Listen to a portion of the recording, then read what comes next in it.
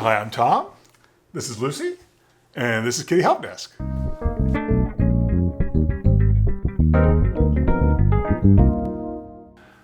So today I wanted to talk a little bit about gregariousness in cats.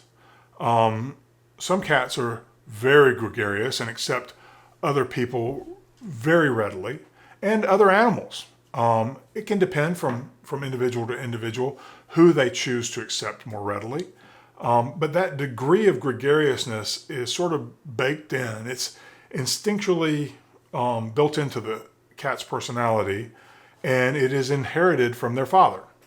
And if you know the father, which is rarely the case with cats because they generally breed in the wild, but if you do know the father, you can predict how gregarious that father's offspring will be. In fact, in some cases where you have mixed offspring, where within the same litter there can be different fathers, you can sometimes identify which cats were fathered by which father according to how gregarious they are, and in addition to other things like appearance. But that gregariousness is sort of something that they start out with, and then there's learned behavior that is piled on top of that. Over the years, cats learn that new people are either frightening or they're dangerous, or they are usually bearing treats. And those can create very different reactions in cats. For me personally, with Mina, I lived alone for a long time with Mina, and she didn't get exposed to a lot of people because I was in Los Angeles living in a very tiny apartment, and there wasn't a lot of opportunity to bring people over. And so she didn't get exposed to a lot of people early on in life. So she became very bonded to me and to my girlfriend at the time, but not really accepting of other people. And to this day, she, hides whenever other people come over. Occasionally, I've been able to get her out of her shell with certain individuals, but it's rare because she's just not, her experience has shown her that when other people show up in her life, most of them have been people that make a lot of noise with tools, things like that. So she wants to give them a wide berth. So that's learned behavior. I feel like Mina was fairly gregarious early on because when we first met, she came up to me. She in the cattery came over to me and gave me attention before I gave her attention. Miss Lucy is the same way. She started out being very gregarious, but of course, most little kittens are gregarious. They don't learn until later to see the unknown as potentially dangerous. And that view is very helpful when they do learn it. As adults, they need to see the unknown as dangerous because that's going to keep them alive longer. If they looked at everything they saw and thought, oh, that looks like fun, oh, that wolf over there looks like fun, they're not going to live very long.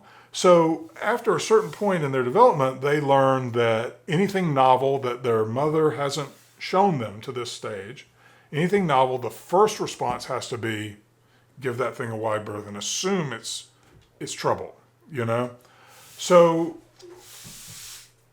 when it comes to training a cat to accept another cat, you can do that on a one-by-one basis once they're adults.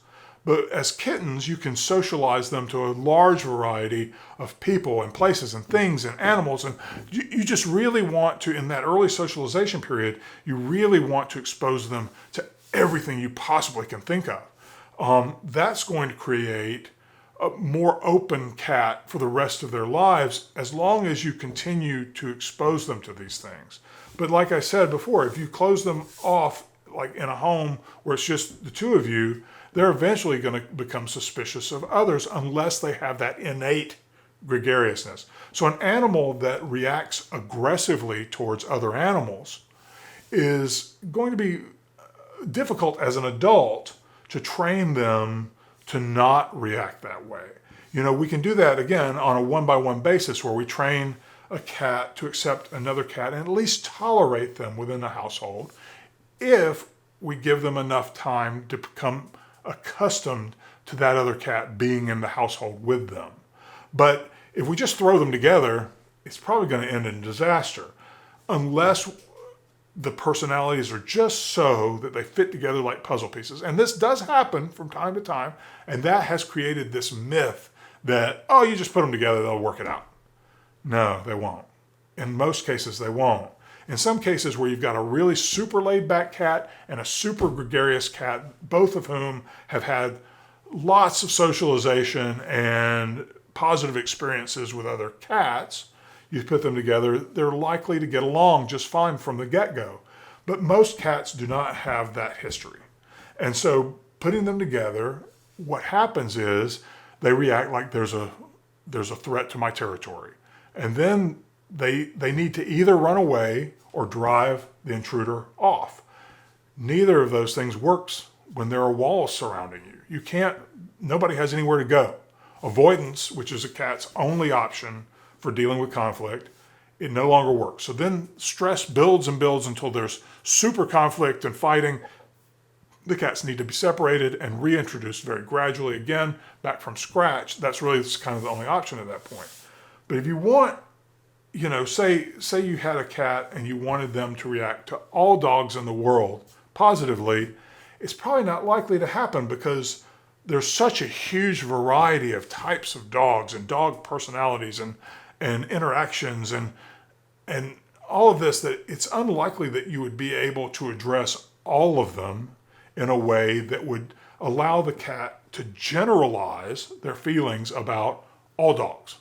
If you want a cat that's going to be friendly with a lot of people, either adopt a cat that's gregarious to begin with, or adopt a kitten and expose them to as much different stimuli as you can as a kitten, and keep that stimulus going throughout their lives so that they accept it and actually like it and enjoy new people and new things. So thanks for watching. Please like and subscribe, and I'll see you next time. Thanks. Bye.